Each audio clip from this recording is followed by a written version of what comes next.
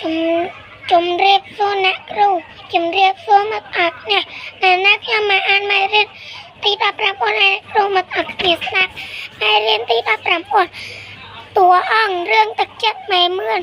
កសិករម្នាក់បានចិញ្ចឹមមេមឿនមួយនិងមេទាមួយ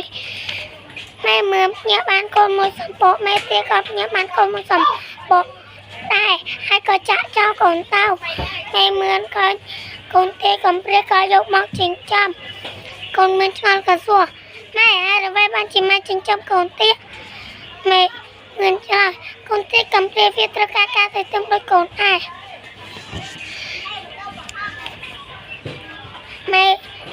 ម៉ែចិញ្ចឹមវាព្រោះតែវាមានសិទ្ធិរស់រានមានជីវិតដូចកូនតែកូនមឿនសួរម៉ែគិតចិញ្ចឹមកូនទេរហូតឬម៉ែមឿនឆ្លើយតែដល់វាគ្រប់អាយុម៉ែឲ្យ